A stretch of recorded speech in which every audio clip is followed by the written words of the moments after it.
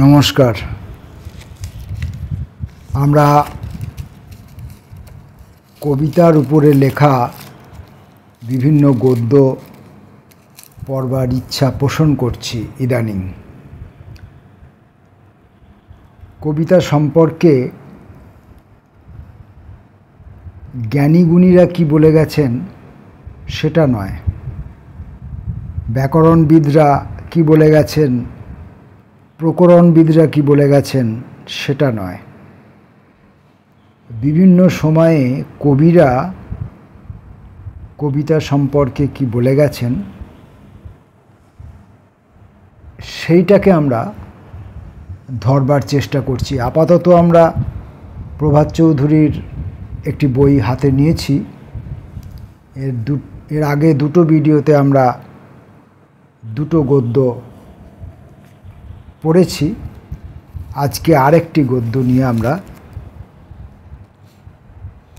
পড়াশোনা করব, দেখব প্রভাত চৌধুরী এই গদ্যের মধ্য দিয়ে কবিতা সম্পর্কে আমাদের কাছে কোন ইনফরমেশন পৌঁছে দিচ্ছেন।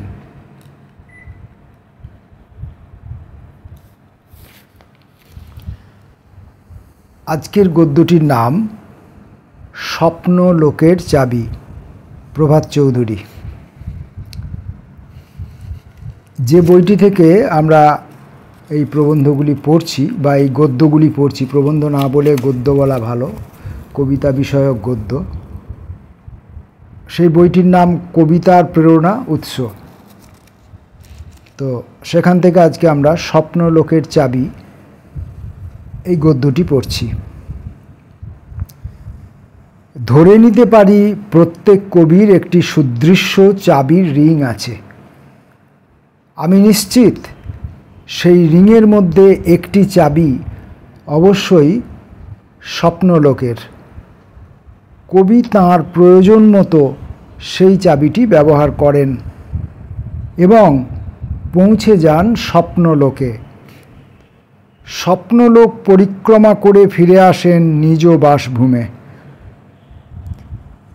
কল্পনা করেন সেই পরিক্রমালব্ধ অভিজ্ঞতা সম্পদ যাকে আমরা কবিতা রূপে গণ্য করি, কিছুটা মান্যও করি।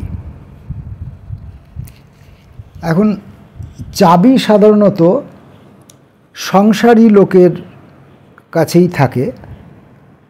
আগেকার দিনে পরিবারের গৃহিণীর কাছে, যাদের কাছে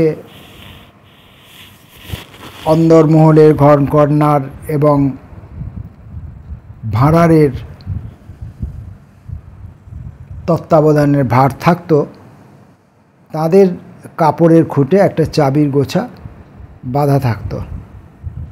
আর তাছাড়া এখন অবশ্য সেই সময়টা অনেকটা পরিবর্তন হয়েছে। আর তাছাড়া সংসারী লোকেরা, স্ত্রী পুরুষ নির্বিশেষে সকলেই বাড়ি ঘরের জন্য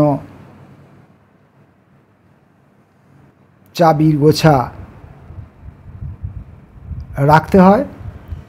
ইদানিংকালে চাবির অনেক রকমের প্রকরণ বেরিয়েছে। যেমন গয়নাগাটি এখন আর কেউ বাড়িতে রাখেন না, গয়নাগাটি ব্যাংকের লকারে থাকে। সেই ব্যাংকের লকারের একটি চাবি থাকে। তাছাড়া আমরা যে কম্পিউটার, মোবাইল, এই সমস্ত যন্ত্রের মধ্যে আমাদের যে সমস্ত ইনফরমেশন আমরা স্টক করে রাখি, সেগুলো যাতে অন্য কেউ চুরি করতে না পারে, তার জন্য আমাদের কাছে একটি চাবি সিস্টেম আছে, সেটা হলো পাসওয়ার্ড। এই পাসওয়ার্ড ব্যাংকের ট্রানজ্যাকশানের ক্ষেত্রেও ব্যবহৃত হয়ে থাকে এবং অন্যান্য বিবিধ নেট সংক্রান্ত কাজে এই পাসওয়ার্ড ব্যবহৃত হয়ে থাকে। এগুলো কিন্তু আসলে চাবি। তো যাই হোক, চাবি বিষয়ক আলোচনায় আজকে আমরা যাচ্ছি না। এখন প্রভাত চৌধুরী বলছেন যে প্রত্যেক কবির কাছে একটি সুদৃশ্য চাবির রিং আছে। সুদৃশ্য চাবির রিং অন্য মানুষের কাছে যে চাবির রিংটি থাকে সেটি সুদৃশ্য নাও হতে পারে, কিন্তু কবির কাছে সুদৃশ্য বা বিভিন্ন রঙে বর্ণিলও হতে পারে সেটি। যাই হোক, এবং কবি নিশ্চিত, প্রভাত চৌধুরী নিশ্চিত যে সেই চাবির রিংয়ের মধ্যে একটি চাবি অবশ্যই স্বপ্নলোকের থাকে। কারণ কবি তো সংসারী মানুষ, কবি তো সংসারের বাইরে কেউ নন, তাই তার সংসারী মানুষের অন্যান্য যে সমস্ত চাবির প্রয়োজন সেই সমস্ত চাবিও তার কম পরিমাণে হলেও তার কাছে থাকে। কারণ তাকে সংসারের মধ্যেই তাকে থাকতে হয়, সংসারের পরিবারস্থ সকলের চাহিদা পূরণ করা, প্রত্যেকের দিকে নজর রাখা, এগুলো তাকে করতে হয়। তাই সেসব কারণে অন্যান্য চাবিও তার কাছে থাকে, কিন্তু একটি চাবি থাকে যে চাবিটি তিনি স্বপ্নলোকে ব্যবহার করার জন্য রাখেন। সেই চাবিটি ব্যবহার করেই পৌঁছে যান স্বপ্নলোকে। স্বপ্নলোক পরিক্রমা করে ফিরে আসেন নিজ বাসভূমে, রচনা করেন সেই পরিক্রমালব্ধ অভিজ্ঞতা সম্পদ যাকে আমরা কবিতা রূপে গণ্য করি, মান্য করি।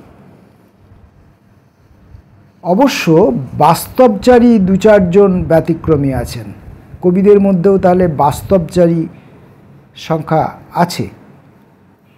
তারা ব্যতিক্রমী বলেই আমরা সিদ্ধান্ত রূপেও গ্রহণ করতে পারি। মানে যারা ব্যতিক্রমী নন, অধিকাংশ কবি যাদের কাছে একটি সুদৃশ্য চাবির রিং থাকে এবং তার মধ্যে স্বপ্নলোকের একটি চাবি থাকে, সেই সমস্ত কবিরা যে স্বপ্নলোক পরিভ্রমণ করে এসে যা লেখেন, যে অভিজ্ঞতার কথা আমাদের বলেন, সেগুলোকে আমরা, তাদের যে সিদ্ধান্ত, সেই সিদ্ধান্তগুলোকে আমরা গ্রহণ করি, কারণ তারা সংখ্যাগরিষ্ঠ। এই চাবির কথা সরাসরি কেউ ঘোষণা করেন না কবিরা। আপনি যদি কোনো কবির কাছে সেই চাবিটি দেখতে চাই, তিনি তার স্বপ্নলোকের চাবিটির সন্ধান দেবেন না। এখানেই তাঁর বা তাঁদের যাবতীয় গোপনতা। আর গোপনীয় বলেই আমাদের আগ্রহ বেড়ে যায় ফারেনহাইট স্কেলে। এখন আমি এখানে বলি, আমার মনে হয় যে এই যে চাবিটি আছে কবির কাছে, স্বপ্নলোকে যাবার চাবিটি, কবি হয়তো এমনটা হতেও পারে তিনি সচেতনভাবে জানেন না যে এই চাবিটি তার স্বপ্নলোকে যাবার চাবি, অথচ তিনি ব্যবহার করেন।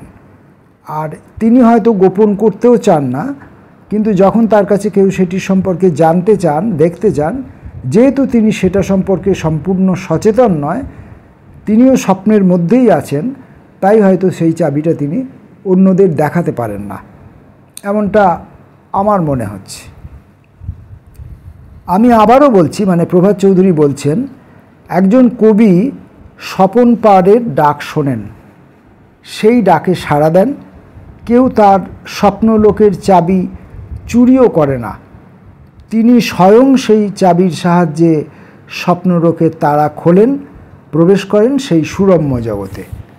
তাহলে কবির স্বপ্নলোকের চাবি যখন কেউ চুরি করেনই না, তখন কবি বা কেন সেই চাবিটি সম্পর্কে গোপনীয়তা নিতে যাবেন? তিনি দেখাতে পারেন না, বোঝাতে পারেন না, বলতে পারেন না, তাই হয়তো সেটা গোপনীয়ভাবে থেকে যায়। প্রভাত চৌধুরী বলছেন, এখন দেখা যাক কবিরা কিভাবে সেই স্বপ্ন জগতের কথা লিপিবদ্ধ করেন তাঁদের কবিতায়। স্বপ্নলোক থেকে তো তারা ঘুরে আসছেন, ঘুরে এসে তারা কি লিখছেন সেটা দেখা যাক। দু একটা উদাহরণ থাকবে। মাননীয় শঙ্খ ঘোষ তাঁর বিকেলবেলা কবিতাটিতে স্বপ্ন দেখার ছবি সরাসরি লিপিবদ্ধ করলেন।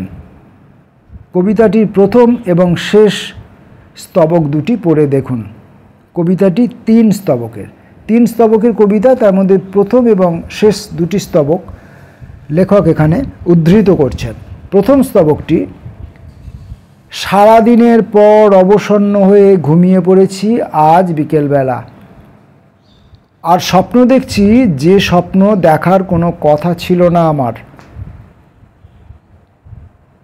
যে একটা নয়, দুটো নয়, তিনটে রূপলি গোলক চকচক করছে ঢালু আকাশে। তার নিঃশ্বাস যতদূর পৌঁছয় ততদূর টলে পড়ছে মানুষ।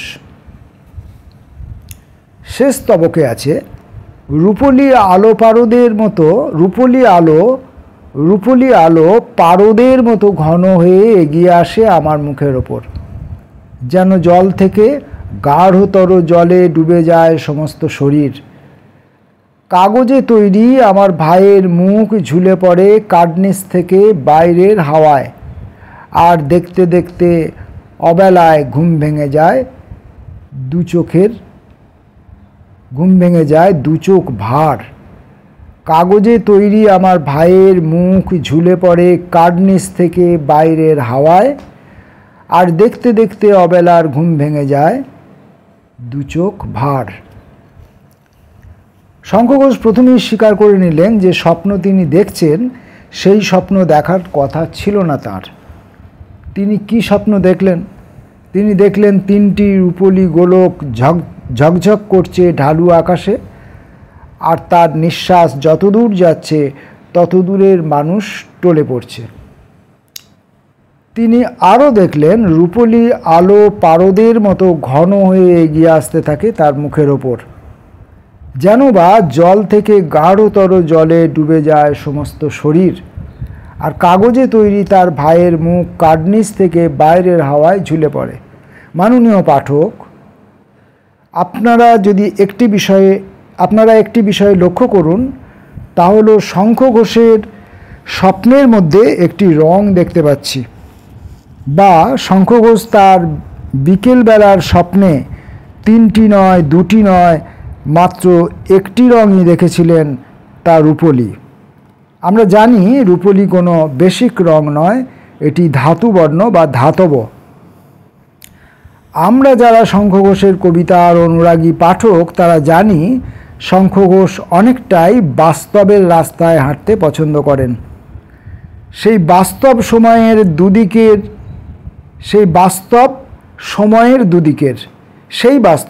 যে বাস্তব রাস্তায় তিনি হাঁটতে পছন্দ করেন সেই বাস্তব সময়ের দুদিকের, অর্থাৎ অতীতের এবং ভবিষ্যতের।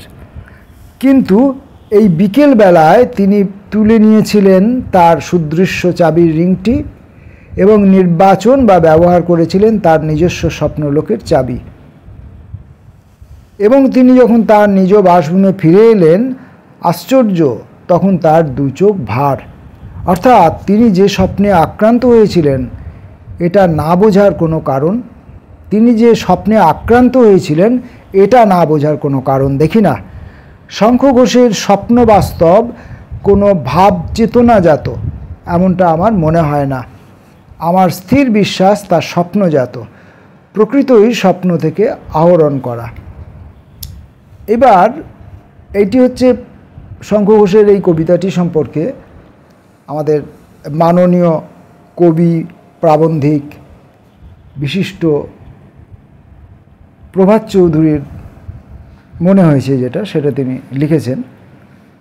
আর আমার এই কবিতা অংশগুলি পড়তে গিয়ে যেটা মনে হলো সেটা এইটা যে বিকেলবেলায় তিনি ঘুমিয়ে পড়েছেন এবং সেই সময় তিনি এমন একটা স্বপ্ন দেখেছিলেন যা তার জীবনের স্বপ্নের সঙ্গে মেলে না। তিনি আদপেই স্বপ্ন দেখেন, কিন্তু সেই স্বপ্নের সঙ্গে এই যে স্বপ্নটি উনি দেখলেন এই স্বপ্নটি মেলে না। কেন মেলে না সেটা একদম শেষে বলা আছে, আমি আসছি। কিন্তু এই স্বপ্নে কি তিনি দেখেছেন না, ঢালু আকাশে, মানে পড়ন্ত বেলায় তিনি একটা নয়, দুটো নয়, তিনটে রূপলি গোলক ঝকঝক করছে ঢালু আকাশে। এই তিনটে রূপলি গোলক দেখেছিলেন। এখন বিকেলবেলায় পড়ন্ত বেলায় ঢালু আকাশে যে চক্র দেখা যায়, যে গোলক দেখা যায়, সেটা পড়ন্ত সূর্য। কিন্তু আমার এখানে মনে হচ্ছে এইটা মানে পড়ন্ত বেলায় যেদিকে সূর্য অস্ত যায় সেই ঢালু আকাশের ছবি তিনি দেখেননি, তিনি উল্টো দিকের একটি ঢালু আকাশের ছবি দেখেছেন, যেখান থেকে সূর্য ডুবে যাচ্ছে এবং ক্রমে ক্রমে চাঁদ উঠছে। এটা আমার মনে হয়েছে, কারণ যে ওই ঢালু আকাশে যত দূর পর্যন্ত কবির নিঃশ্বাস পৌঁছচ্ছে দেখা যাচ্ছে সমস্ত মানুষ টলে পড়ছে। এখন সূর্যের দ্বারা আক্রান্ত হয়ে, সূর্যে মুগ্ধ হয়ে, মোহিত হয়ে মানুষের মধ্যে নেশার সৃষ্টি হয় না। মানুষের মধ্যে নেশার সৃষ্টি হয় চাঁদের রূপে রঙে। চাঁদের রূপে রঙে মানুষ নেশাগ্রস্ত হয়, তাই সেই নেশায় সে টলে পড়তে পারে।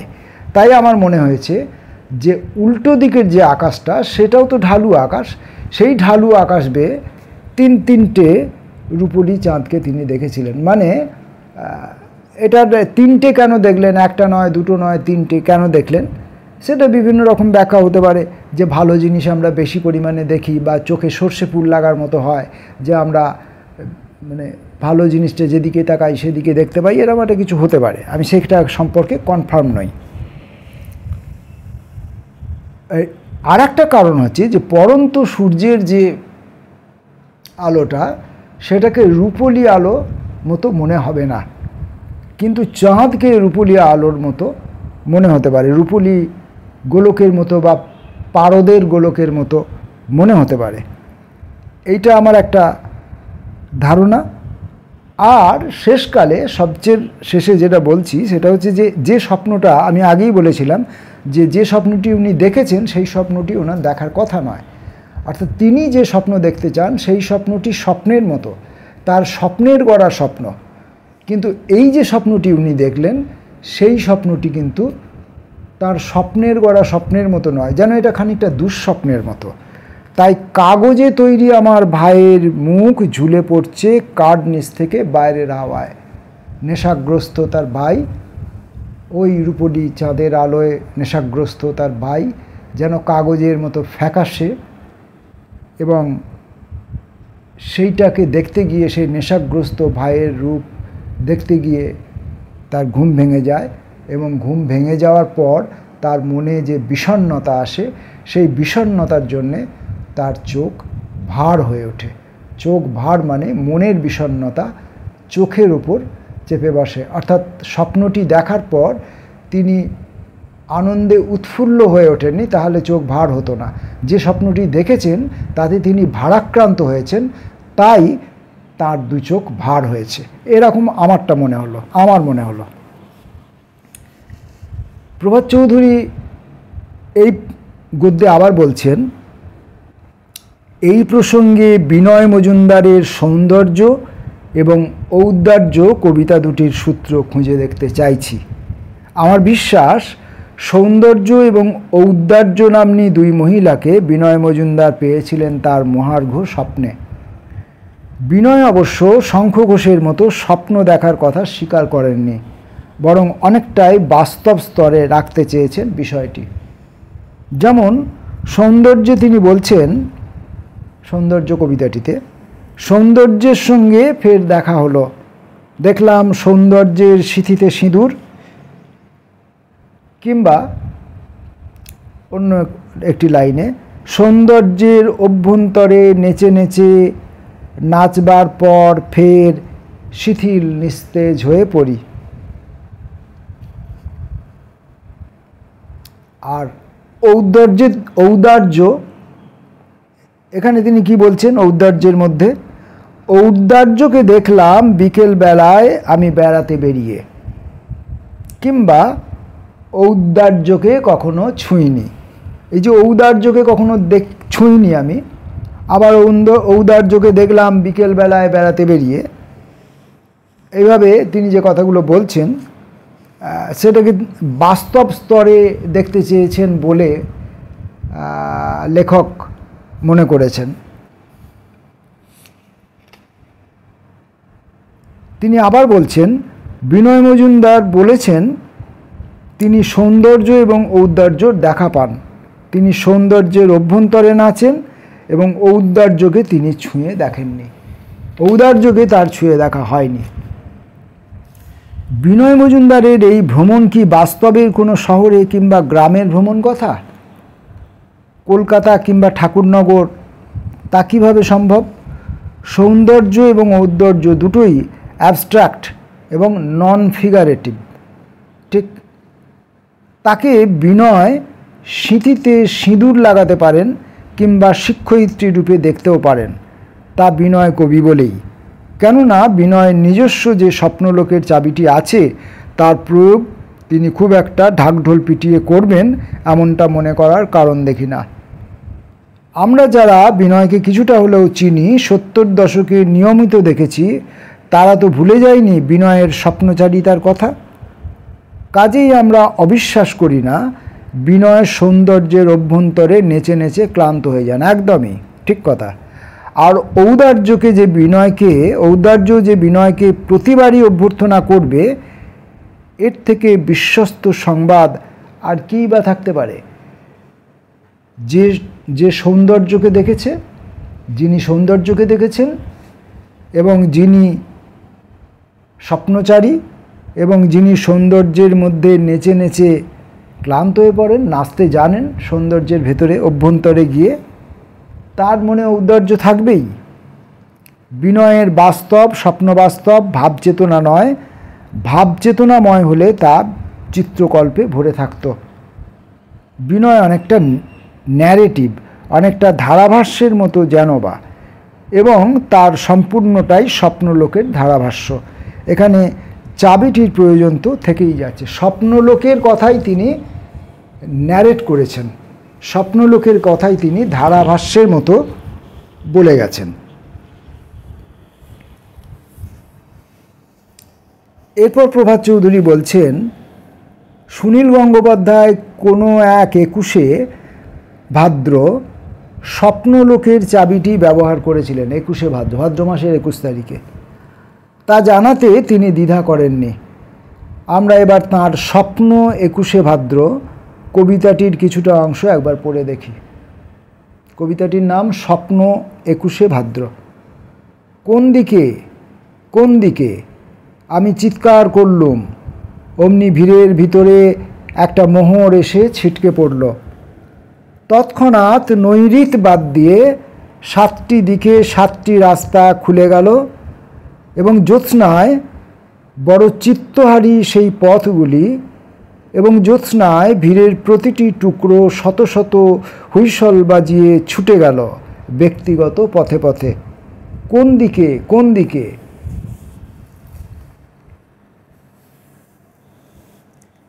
এটুকুতে দুটি বিষয় বেশ প্রাঞ্জল।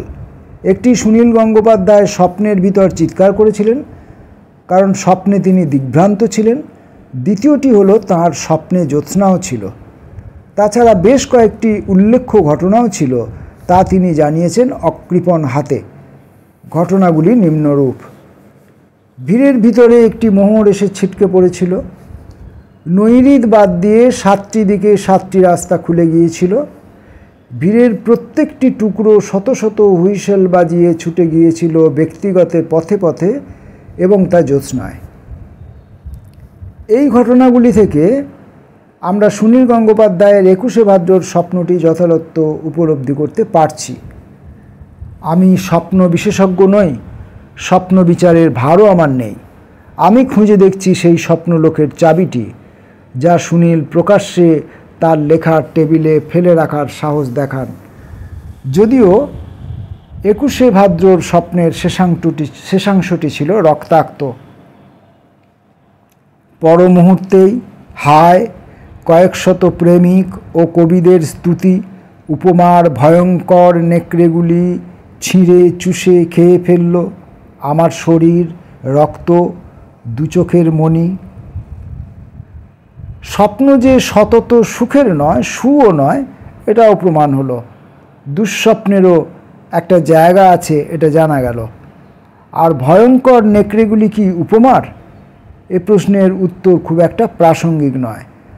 সুনীল গঙ্গোপাধ্যায় যে স্বপন পারের ডাক শোনেন এবং তাতে সাড়া দেন, এটুকু জেনে জানাতে পেরে আমি সন্তুষ্ট।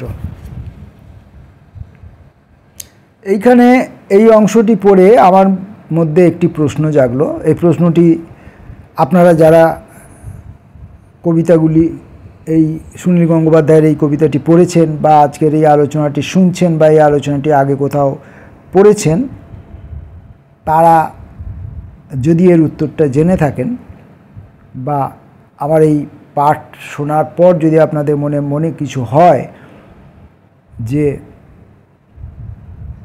নৈঋত বাদ দিয়ে 7টি রাস্তা, 7 দিকে 7টি রাস্তা খুলে গিয়েছিল।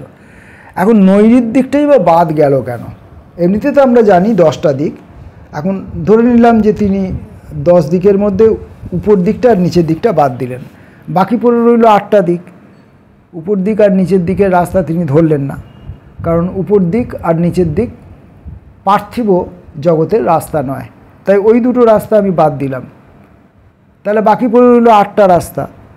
এবার এই নৈঋত দিকটা বাদ দিয়ে বাকি 7 দিকের 7টা রাস্তা খুলে গেল। নৈঋত দিকের রাস্তা কেন খুললো না, এইটার উত্তর আমি জানতে চাই। আমার মাথায় কিছু আসছে না, আমি বুঝতে পারছি না। এটা আপনারা যদি অনুভব করতে পারেন, অনুধাবন করতে পারেন, জানালে খুশি হব, উপকৃত হব। আর একটা, এই শেষ অংশটায় যেখানে বলছেন যে পর মুহূর্তেই হায় কয়েক শত প্রেমিক ও কবিদের স্তুতি, প্রেমিকের স্তুতি এবং কবিদের স্তুতি। এই স্তুতিগুলো কেমন না, উপমার ভয়ঙ্কর নেকড়েগুলি। উপমার, কবিরা স্তুতি করতে গিয়ে যে উপমাগুলি ব্যবহার করছেন, সেই উপমাগুলি ভয়ঙ্কর নেকড়ের মতো। এবং সেই স্তুতি কি করলো, ছিঁড়ে চুষে খেয়ে ফেললো আমার শরীর, রক্ত দু চোখের মণি। মানে তারা, ওই প্রেমিক এবং কবিরা স্তুতি করতে গিয়ে কবিকে নিঃশেষ করে দিল, কবিকে চুষে খেয়ে ফেললো। এবং চুষে খেয়ে ফেললো কীভাবে না, ওই স্তুতি করার জন্য যে উপমাগুলি ব্যবহার করেছিলেন সেই নেকড়ে স্বরূপ উপমাগুলির দ্বারা, এমনটা আমার মনে হলো। এই গদ্যের শেষে প্রভাত চৌধুরী লিখছেন, স্বপ্নকেন্দ্রিক এই আলোচনাটিতে রবীন্দ্রনাথকে একবার স্পর্শ করার লোভ সম্বরণ বা প্রশমন করতে পারলাম না, এটা জানিয়ে রাখছি। রবীন্দ্রচর্চা আমার বিষয় নয়, সেই যোগ্যতা আমার আছে বা সে অনুশীলনও আমার আছে, এই দাবিও আমি করছি না। শুধুমাত্র রবীন্দ্র দুর্বলতা থেকেই রবীন্দ্রনাথকে ছোঁবার স্পর্ধা। সুধীজন ক্ষমাসুন্দর চোখে দেখবেন, এটুকুই আমার প্রার্থনা। রবীন্দ্রনাথের স্বপ্নচারিতার কোনো সীমা পরিসীমা নেই।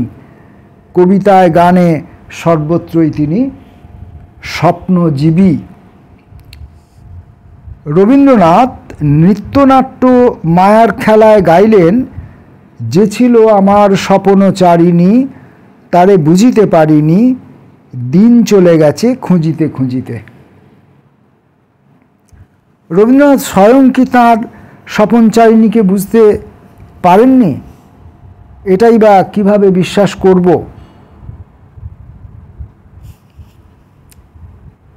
এখানেও আমি আপনাদেরকে একটু চিন্তা করে দেখতে বলবো।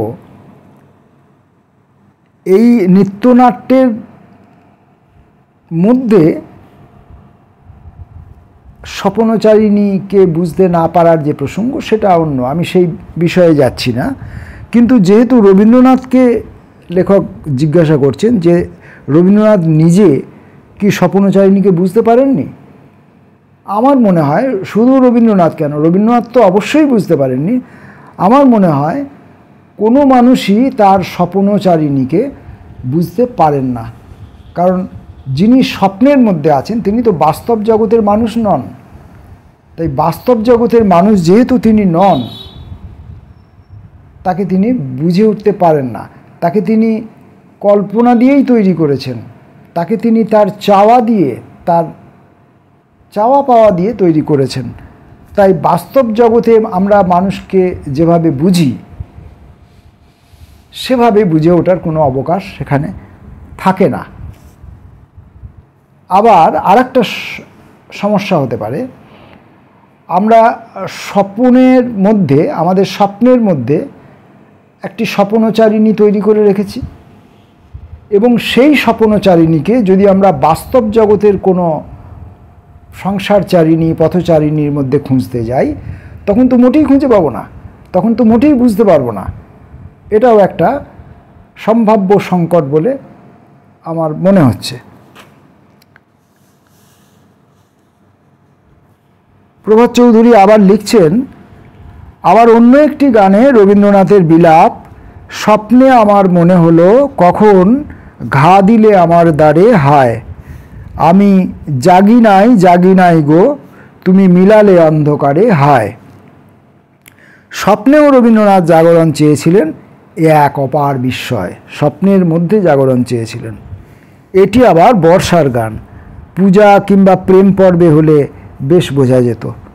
তবে এ থেকে একটি বক্তব্য তর্কহীনভাবে বলা যায়, তা হলো তার স্বপ্নে বৃষ্টিপাতও হতো, তিনি সেই বৃষ্টিপাতের স্বপ্ন শুনতে পেতেন। এটা কি পরাবাস্তব বোধ?